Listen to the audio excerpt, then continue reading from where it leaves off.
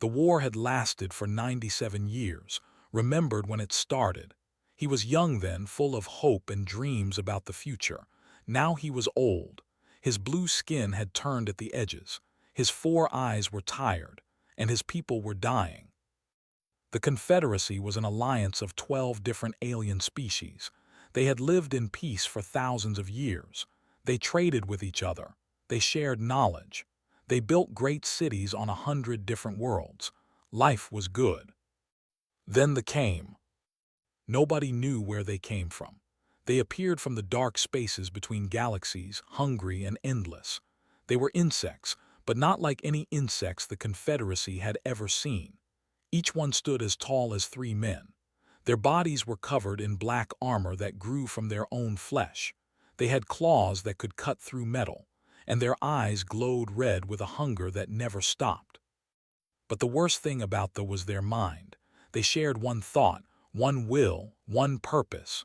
When 1 billion attacked, they moved like a single creature. There was no confusion, no mistakes, no mercy. The Confederacy had tried to talk to them. They sent diplomats with gifts and words of peace. They ate them. They tried to fight. The Confederacy had powerful ships and brave soldiers, but for every ship they destroyed, 10 more appeared. For every world they defended, 3 more fell. The enemy was endless. Stood at the window of his small ship and watched the stars pass by. He was traveling to a place he never thought he would go. A small, unimportant system at the edge of known space. A system with only one inhabited planet. Earth. The humans were a strange species. The Confederacy had watched them for about 200 years. At first, they seemed promising. They were clever. They learned quickly. They built machines and cities and even sent themselves into space. But they were also violent, so terribly violent. The Confederacy watched as humans killed each other in endless wars. They fought over land. They fought over resources. They fought over ideas. Sometimes they seemed ready to destroy their entire planet just to win an argument. The Confederacy Council had decided long ago that humans were too dangerous to contact, too primitive, too unstable. Better to leave them alone in their little corner of space and hope they destroyed themselves before they could spread. But that was before they pushed the Confederacy to the edge of extinction. Ship dropped out of hyperspace near Earth's moon. He was surprised by what he saw. The humans had built a large station in orbit around their planet. It was not beautiful like Confederacy stations. It was rough and practical, made of metal and harsh angles, but it was bigger than he expected. Much bigger. A human voice came through his communication system. It was flat and calm. "Unknown vessel, you have entered human space. State your purpose." Took a deep breath. His mission was simple but shameful. He was here to beg. "I am ambassador of the Confederacy. I come in peace. I wish to speak with your leaders about a matter of great importance." There was a long silence. Then the voice returned. "Proceed to Docking Bay 7. You will be met." The inside of the human station was just as rough as the outside. The walls were bare metal. The lights were bright and white. Everything was clean but cold. Felt like he was inside a machine, not a place where people lived. 2 human soldiers met him at the docking bay. They wore uniforms and carried weapons at their sides. Their faces showed no emotion. They said nothing as they led him through long corridors. Studied them as they walked. Humans were smaller than most Confederacy species. They had only 2 eyes, 2 arms, 2 legs. They had no claws, no armor, no natural weapons. Their bodies were soft and weak. But there was something in the way they moved, something careful and controlled, like predators pretending to be prey. They brought him to a large room with a metal table in the center. Several humans sat on one side. They wore different uniforms, some blue, some black. At the center sat a woman with hair and pale skin. Her eyes were the color of ice, and they studied like he was a problem to be solved. "I am Admiral Vance," she said. Her voice was quiet but strong. "You said you have something important to discuss. Speak." felt his heart's beating fast. He had prepared a long speech about cooperation and mutual benefit, but looking at these humans, he knew they would not care about pretty words. "My people are dying," he said simply. "We have fought for almost 100 years. We have lost.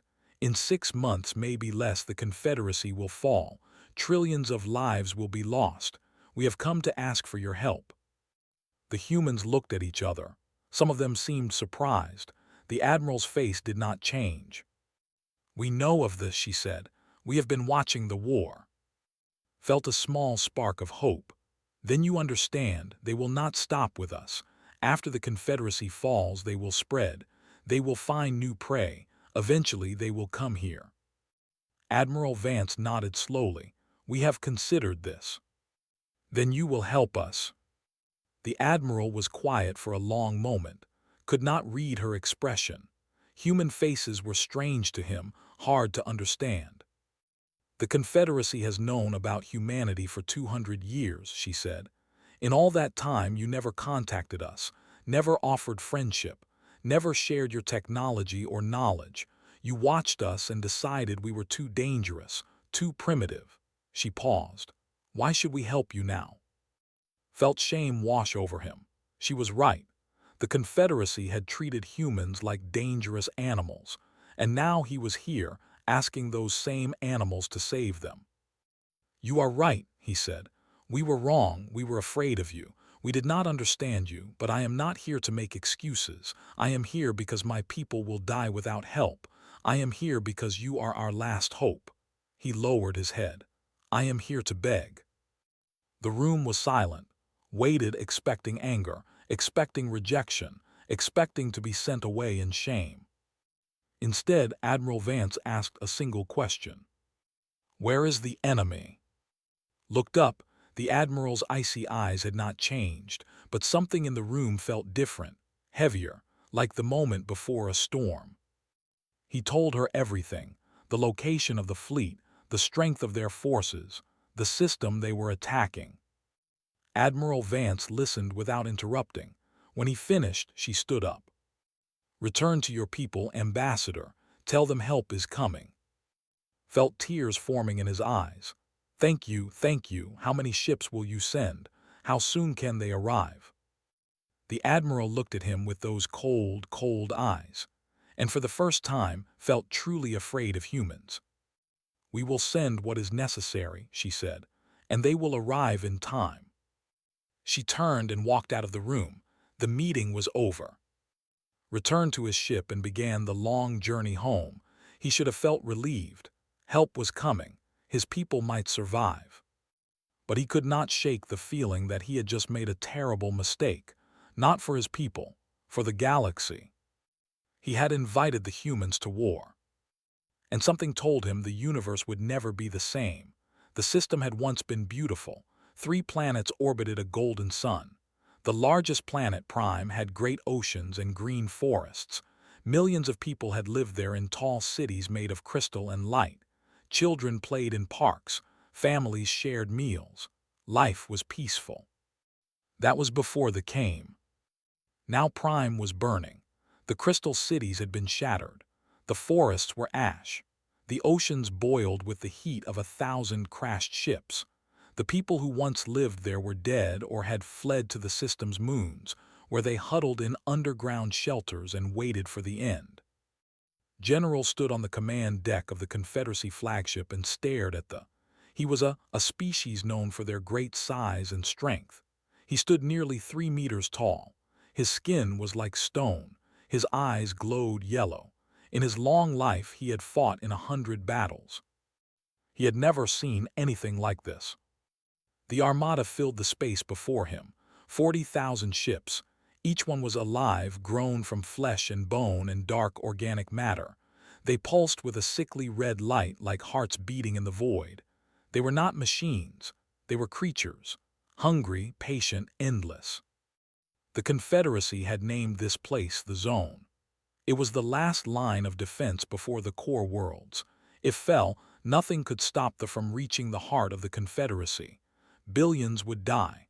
Entire species would be wiped out. Everything the Confederacy had built would be destroyed. Had been fighting here for 3 months. 17 different fleets had come to help.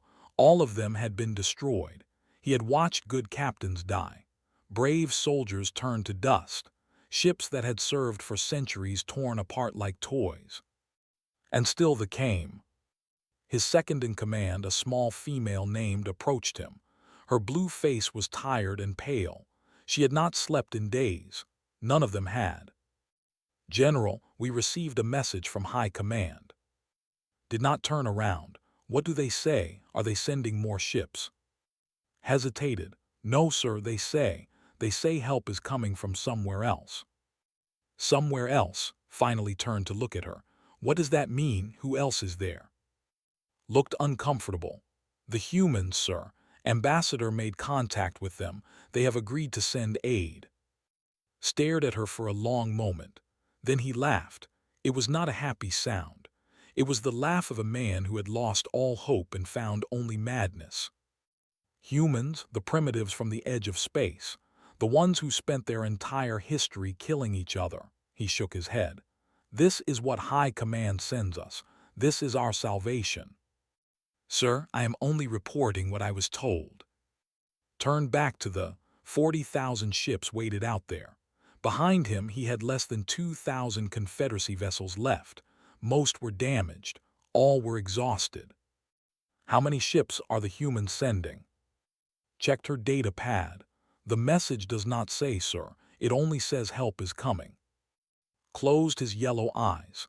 Even if the humans sent everything they had, what could they do?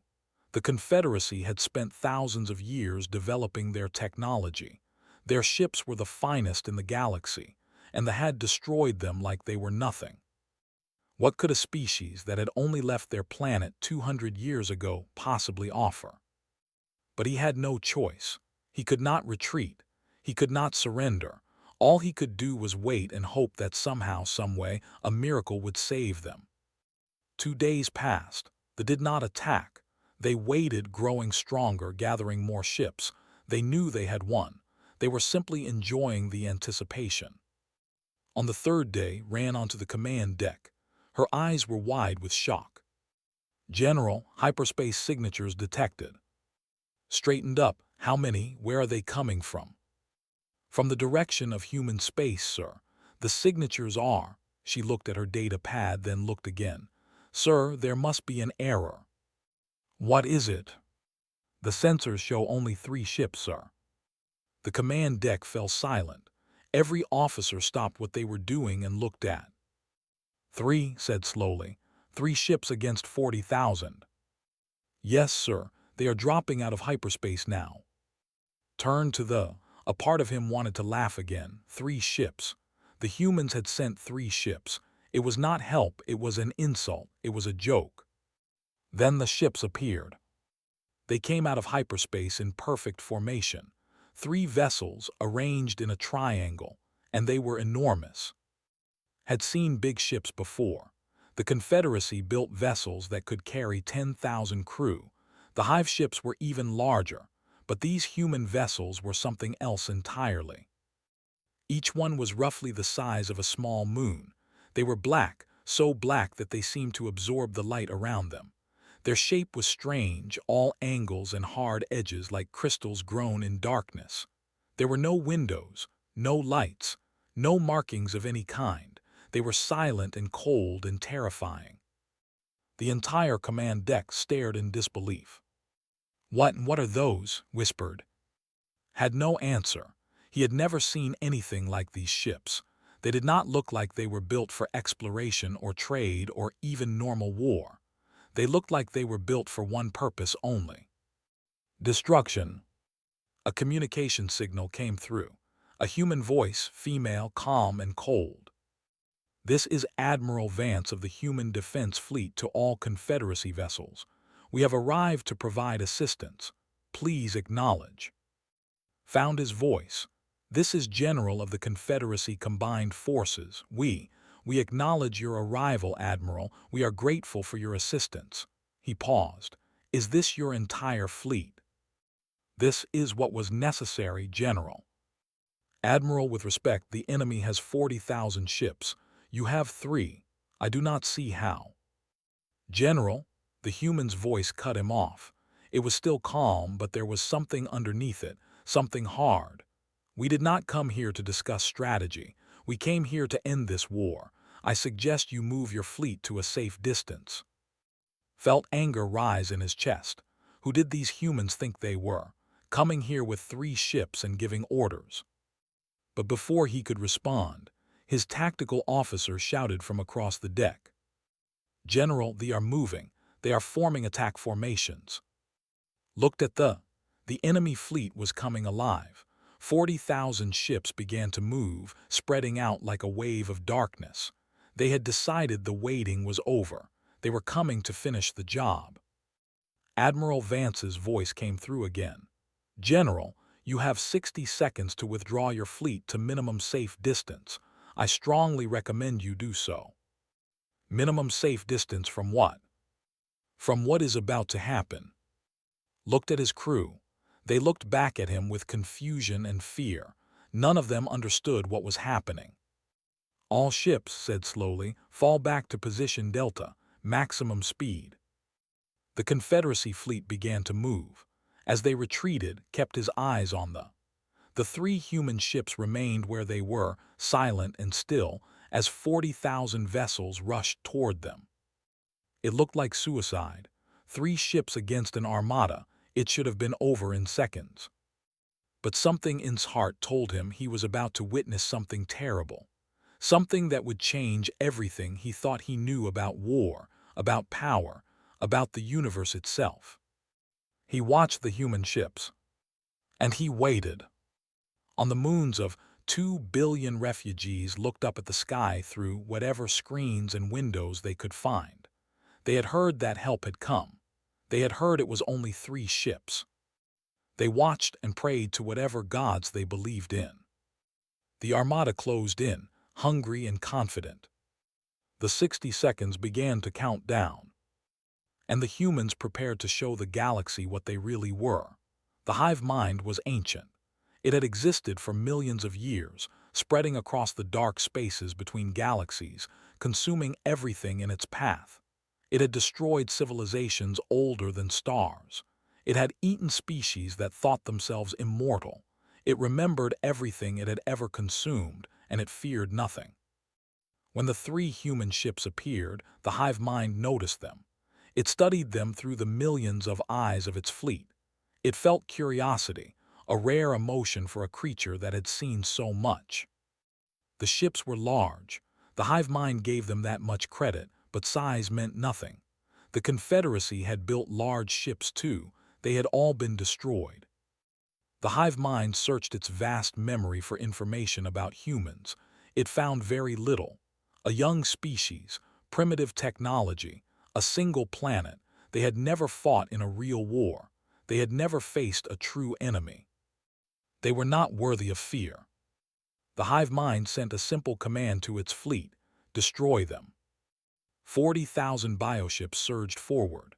Their organic engines pulsed with power. Their weapons began to charge, glowing red with hungry energy. The space around them seemed to darken as they moved, as if light itself was afraid to touch them. In the center of the formation, the largest ship of all began to move. It was the heart of the swarm, the vessel that carried the core of the hive mind's consciousness. It was 5 kilometers long, shaped like a massive insect with wings of bone and flesh. From this ship, the hive mind controlled everything. It saw through every eye. It felt through every claw. It was the swarm, and the swarm was it. The human ships did not move.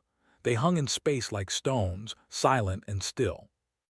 The hive mind felt something close to amusement. Were they frozen with fear? Had their primitive minds broken at the sight of the swarm? It did not matter. In moments, they would be dead. Their atoms would be scattered across the void. And then the hive mind would finish the Confederacy and continue its endless feast. On the bridge of the human dreadnought Prometheus, Admiral Vance sat in her command chair and watched the enemy approach. Her face showed no emotion. Her heart beat slow and steady. She had been waiting for this moment for a very long time. Around her, her crew worked in perfect silence. There were no shouted orders, no panic, no fear. They had trained for this. They had prepared for this. They knew exactly what they were about to do. "Admiral," her tactical officer said calmly, "enemy fleet will enter engagement range in 90 seconds. "Thank you, Lieutenant." Vance did not take her eyes off the begin final preparations. Across all three human ships, systems began to wake up. Deep in their cores, things that had been sleeping started to stir. Power flowed through conduits that glowed with strange light. Computers that thought faster than any organic mind began their final calculations. The ships themselves seemed to change. The black metal of their hulls began to shift, panels sliding apart to reveal hidden structures underneath. Strange symbols appeared on their surfaces, glowing with soft blue light. They were not decorations. They were warnings. On the Confederacy flagship, now safely distant from the coming battle, General watched through his long-range sensors. His yellow eyes grew wide as he saw what was happening to the human vessels. "They are changing," said beside him. Her voice was barely a whisper. "What are those symbols?" another officer asked. Had seen them before. Long ago, when he was young, he had visited an ancient alien ruin. On the walls, he had seen similar symbols. The archaeologists had told him they were warnings, left by a species that had died millions of years ago. The symbols had warned about things that should not exist, things that broke the laws of nature, things that ended worlds. "Gods protect us," whispered. "What have the humans built?" Admiral Vance stood up from her chair. She straightened her uniform and looked at her crew. These men and women had served with her for years. They trusted her. They believed in her. And they were about to prove to the universe that humanity was not primitive, not weak, not afraid. "All hands," she said, her voice carrying through every ship. "This is the Admiral. In a few moments we will engage the enemy. Many of you have family back home. Many of you have friends in the other ships. I want you to know that I am proud of each and every one of you." She paused, gathering her thoughts. "For 200 years the galaxy watched us and called us savages. They saw our wars and called us primitive. They saw our violence and called us dangerous." Her voice grew harder. "They were right to be afraid, but not because we are savage, because we learned. Every war we fought taught us something. Every battle made us stronger. Every death made us more determined to find better ways to fight." The fleet was getting closer, 50 seconds now. "The enemy out there thinks we are nothing. They think 3 ships cannot stand against their armada. They think they have already won." Vance smiled. It was not a warm smile. "Let us teach them how wrong they are." She sat back down. "All ships release the restraints, prepare for full deployment." Deep in the cores of the 3 dreadnoughts, something happened. Locks that had held for years finally opened. Seals that had contained unimaginable power finally broke. The ships groaned as forces inside them were set free. The hive mind felt something strange. For the first time in millions of years, it felt uncertainty. Something was wrong. The human ships were doing something unexpected. The energy readings coming from them were impossible. They did not match anything in the hive mind's vast memory. It sent new commands. Faster, attack faster, destroy them before they could act. But it was too late. Admiral Vance looked at her tactical officer. "Status." "All systems ready, Admiral. Drone carriers online, primary weapons charged, safety protocols disengaged. Open a channel to the Confederacy fleet." The channel opened.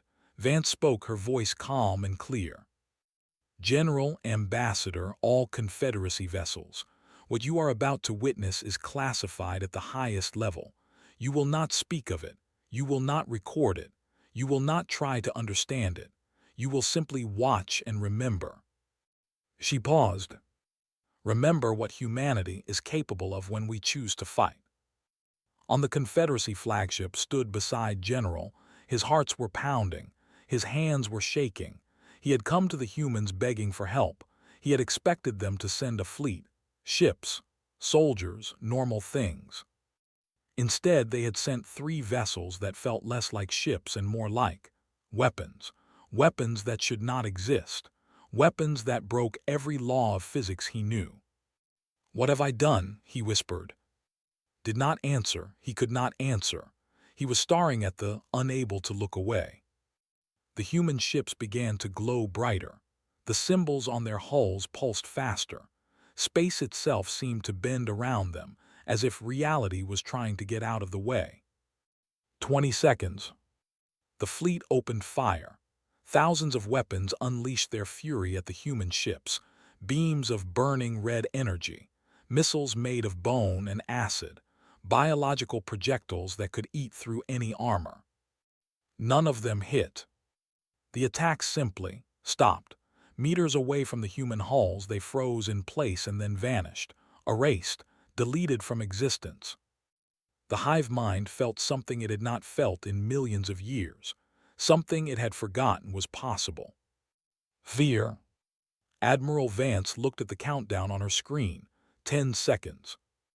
"All hands," she said softly, "brace for engagement." 5 seconds.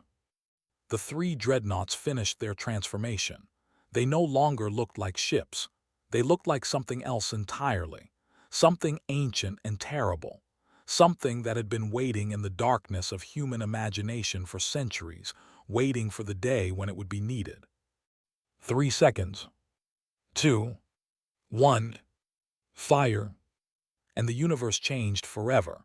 The 3 human dreadnoughts split apart. It happened so fast that sensors could barely track it.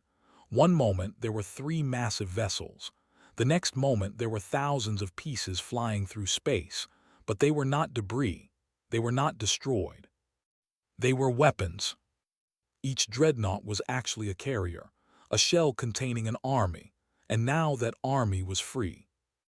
Autonomous drones poured into space like water from a broken dam. They were small, each one only the size of a ground vehicle, but there were so many of them. Thousands, tens of thousands. They moved in perfect formation, guided by artificial minds that thought faster than light.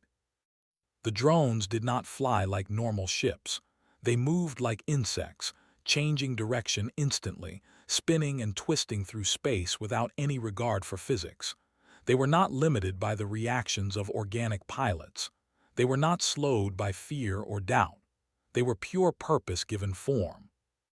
And they were only the beginning. The fleet tried to respond.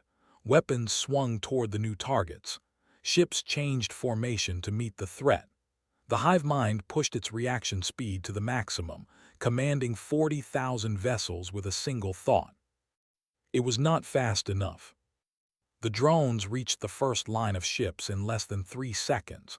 They did not use normal weapons. They did not fire beams or missiles.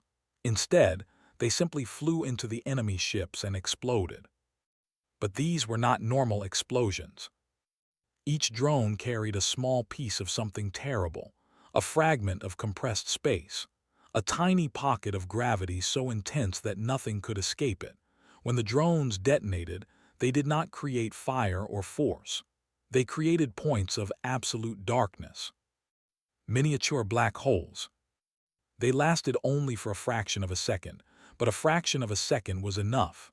The black holes pulled everything around them inward with impossible force. Ships did not explode.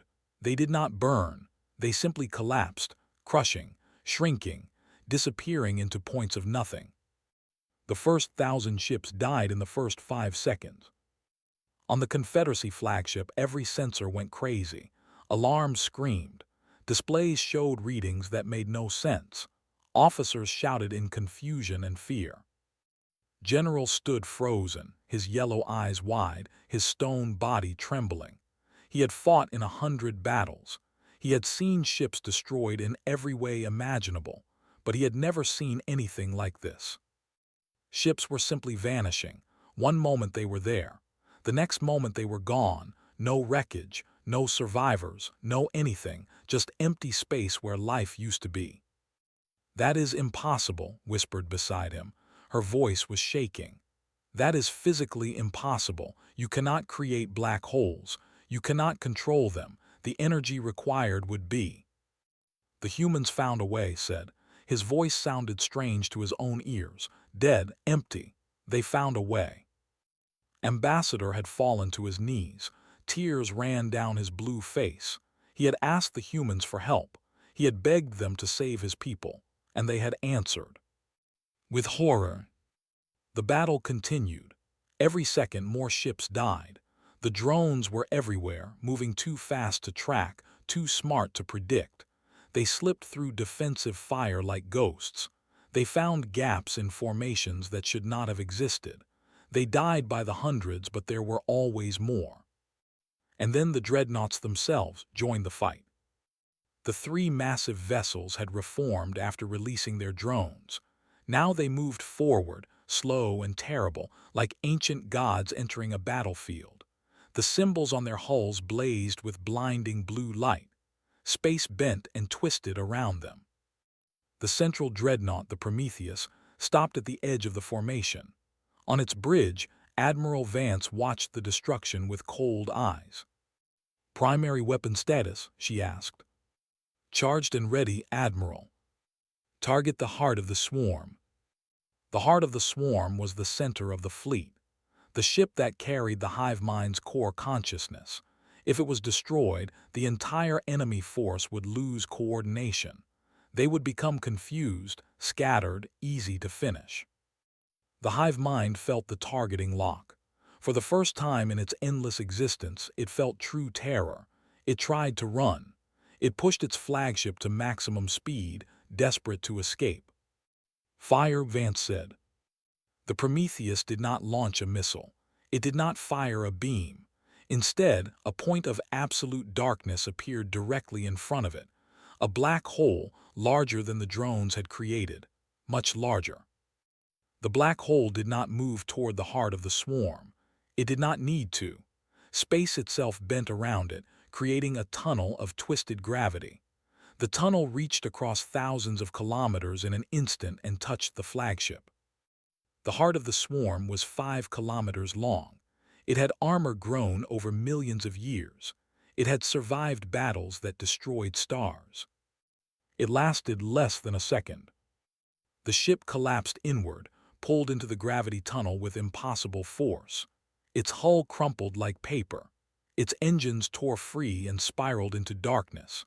The millions of inside had no time to scream. They were simply compressed into nothing, their atoms crushed down to a point smaller than a grain of sand. The hive mind felt its core consciousness die. For a moment, just a moment, it experienced what all the species it had consumed had experienced. Pain, loss, the end of everything. Then it was gone. The effect on the fleet was immediate. Without the hive mind to guide them, the ships lost their coordination. They began to move randomly, crashing into each other, firing at empty space. The perfect unity that had made them unbeatable was shattered. But the humans did not stop. The 2 other dreadnoughts moved into position. They began to fire their own weapons, targeting the largest remaining enemy ships. More gravity tunnels reached across space. More ships collapsed into nothing. The drones continued their work, hunting down the smaller vessels. They were tireless, efficient, merciless. They did not stop to celebrate. They did not pause to rest. They simply killed and killed and killed. On the Confederacy flagship, time seemed to slow down. Watch the sensor displays as the number of enemy ships dropped. 40,000, 30,000, 20,000, 10,000. The battle had been going on for less than a minute. 5,000, 2,500. 0. The last ship disappeared into a point of darkness, and then there was nothing, empty space, drifting debris, silence. 40,000 ships, the largest armada that had ever assembled, the force that had destroyed 17 Confederacy fleets, the army that was going to end everything. Gone. In 53 seconds. Looked at the timer on his display. 53 seconds. That was all it had taken. Less than a minute to destroy an enemy that his people had fought for almost a century. He did not feel victory. He did not feel relief. He felt only cold, terrible understanding. The humans had not come to help the Confederacy. They had come to send a message. A message to everyone in the galaxy. This is what we are. This is what we can do. Do not make us your enemy. On the bridge of the Prometheus, Admiral Vance sat back in her chair. Her face was tired. There was no triumph in her eyes, no celebration. She had done what needed to be done, nothing more. All ships, she said quietly, cease fire. Begin recovery operations. Collect all surviving drones. Yes, Admiral. She looked at where 40,000 enemy ships had been. There was now only darkness and dust. Contact the Confederacy fleet, she said. Tell them the battle is over. Tell them to begin rescue operations for the refugees on the moons. And the Dominion, Admiral. Vance was quiet for a moment. She thought about all the species they had destroyed, all the worlds they had consumed, all the lives they had ended. Send a message to their remaining territory, she said. Tell them they have 24 hours to surrender unconditionally. After that, we come for them. She stood up and walked toward her quarters. She needed rest. She needed time to think about what she had done, about what it meant. Behind her, the empty space where the fleet had been slowly began to clear. The darkness faded. The stars returned. But nothing would ever be the same again. The silence after the battle was worse than the fighting. General stood on the command deck of his flagship and stared at empty space. His crew was silent around him. No one moved. No one spoke. They simply stood and tried to understand what they had witnessed. 53 seconds. That number would be burned into his memory for the rest of his life. In 53 seconds, the humans had done what the entire Confederacy could not do in almost 100 years. They had not just defeated they had erased them. 40,000 ships, gone. Not destroyed, not damaged, gone. Approached him slowly. Her blue face was pale, her hands were trembling. General, what do we do now? Had no answer. He had been a soldier his entire life. He understood war. He understood victory and defeat. But this was something else. This was beyond anything he could comprehend. A communication signal came through. It was Admiral Vance. General, this is Admiral Vance. The battle is over. You may begin rescue operations for the refugees on the moons. We will remain in the system until you confirm all survivors have been evacuated. Found his voice. Admiral, I do not know what to say. You have saved us. You have saved the entire Confederacy. We did what was necessary. Those weapons, I have never seen anything like them. How is this possible? How did you create such things? There was a long pause. When Vance spoke again, her voice was quiet, tired. We had a lot of practice, General. Humanity spent 10,000 years learning how to kill. We became very good at it. When we finally reached the stars, we brought everything we had learned with us. She paused. We hoped we would never need to use it, but hope is not a strategy. Thought about everything he had seen. The drones that moved like ghosts. The gravity weapons that bent space itself. The cold, terrible efficiency of the human attack. And he understood something important. The Confederacy had watched humanity for 200 years. They had seen the wars, the violence, the endless fighting. They had decided that humans were primitive, dangerous, unstable. They had been wrong. Humans were not primitive. They were simply young. And in their youth, they had done something that older species had forgotten how to do. They had evolved. They had learned. They had taken their violence and their aggression and their terrible creativity, and they had turned it into something else. Something controlled, something directed, something that could be unleashed when needed and contained when not. The Confederacy had built weapons of war. The humans had built weapons of annihilation, and they had kept them hidden, waiting, hoping they would never be needed. Until now. Ambassador came onto the command deck. He looked old, broken. He had spent days watching the refugees on the moons helping with the rescue operations. 2 billion people saved from certain death. He should have been happy. He was not. "General," he said quietly, "the Admiral wishes to speak with all Confederacy representatives. She says she has a message for the galaxy." Nodded. He did not want to hear what Vance had to say, but he had no choice. None of them had a choice anymore. They came to life. Admiral Vance sat in her command chair, her hair pulled back, her ice-colored eyes staring directly into the camera. Behind her, her crew worked in silence. "Leaders of the Confederacy," she began, "the threat has been eliminated. Their armada is destroyed. Their hive mind is dead. Within the next 24 hours, we expect their remaining forces to surrender or be destroyed." She paused, letting the words sink in. "The war that has threatened your civilization for nearly a century is over. You may now begin to rebuild, to heal, to look toward a future that does not include extinction." Watched her face. There was no pride there, no satisfaction, only weariness and something else, something that looked like sadness. "However," Vance continued, "I must be clear about something. What you witnessed today was not the full extent of human capability. It was a small demonstration, a fraction of what we can do if we choose to." The command deck seemed to grow colder. Humanity did not come to the stars to conquer. We did not build these weapons because we wanted to use them. We built them because we had to.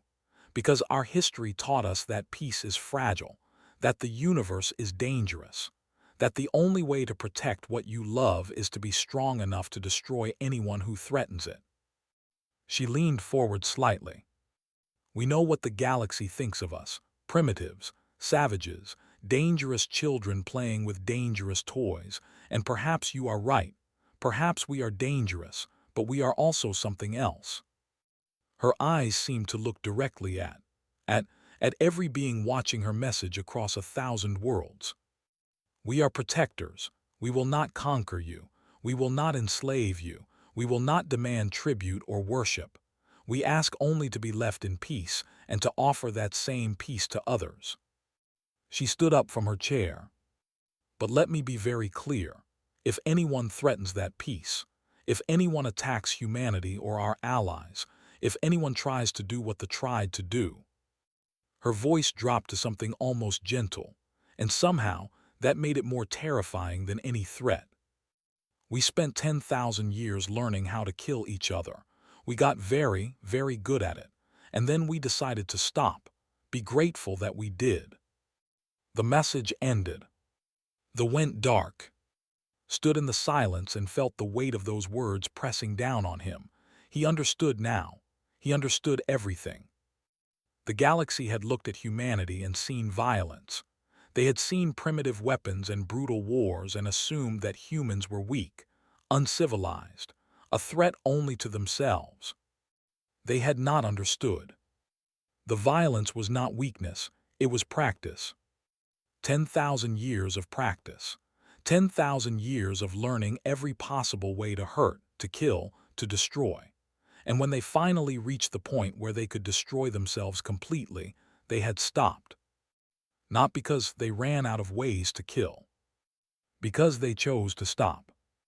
That was what made them terrifying, not the weapons they had built, not the power they possessed, but the control they had over that power, the discipline, the choice. Any species could be violent. Any species could destroy. But it took something special to be capable of ultimate destruction and choose peace instead. The humans had made that choice, and now they were offering that same choice to the galaxy. Peace or annihilation. Stood beside, tears running down his face. "I asked them for help," he whispered. "I begged them. I thought we were asking savages to save us from monsters." Put a heavy hand on the ambassador's shoulder. "No," he said slowly. "We were asking gods to save us from insects, and they agreed." "What happens now?" Looked at beyond it, somewhere in the darkness of space, 3 human ships waited. 3 vessels that carried enough power to destroy civilizations, and they were just the beginning. If the humans had sent only 3 ships against what else did they have hidden in their home system? Now said, we learned to be very good neighbors. Across the galaxy, 100 species received Admiral Vance's message. They watched the recordings from. They saw 40,000 ships vanish in less than a minute. They saw weapons that should not exist used with terrible precision. And they began to rewrite everything. They thought they knew about the small blue world at the edge of known space. The humans had not been primitive. They had been restrained. The Dominion surrendered within 12 hours. They had no choice. Without the hive mind, they were confused and lost, and they had seen what the humans could do. They had no desire to experience it themselves. The war was over. In the refugee camps on the moons, people began to emerge from their shelters. They looked up at the sky and saw stars instead of enemy ships. They held each other and cried and laughed and slowly, carefully, began to hope again. On the bridge of the Prometheus, Admiral Vance stood at the window and watched the rescue operations below. Shuttles moved between the moons, carrying survivors to safety. Medical ships treated the wounded. Supply vessels distributed food and water. Life was returning too. Life that would have been lost without human intervention. Vance felt no pride, no satisfaction. She had done her duty. She had protected those who could not protect themselves. But she had also revealed something that humanity had kept hidden for a long time. Their true nature. The galaxy knew now. They knew what humans were capable of.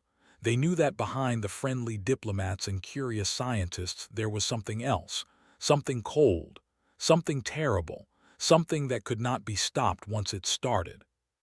Vance hoped it would be enough. She hoped that the demonstration today would prevent future wars, that other species would think twice before threatening the peace.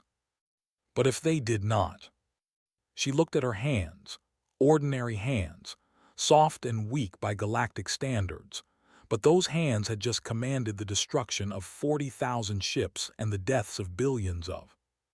Those hands could do it again if needed. She hoped it would never be needed. But hope, as she had said, was not a strategy. A communication signal came through. It was from Earth. The Defense Council wanted a full report. They wanted to know everything that had happened. They wanted to plan for the future. Vance took a deep breath. The battle was over, but the real work was just beginning. Humanity had announced itself to the galaxy. Now they had to live with the consequences. She turned from the window and walked back to her command chair. There was work to do. There was always work to do. Behind her, the stars shone cold and bright. Somewhere out there, 100 species were watching humanity with new eyes, some with fear, some with respect, some with hatred. But none of them with contempt. Never again with contempt. The galaxy had learned its lesson, and humanity was finally home among the stars.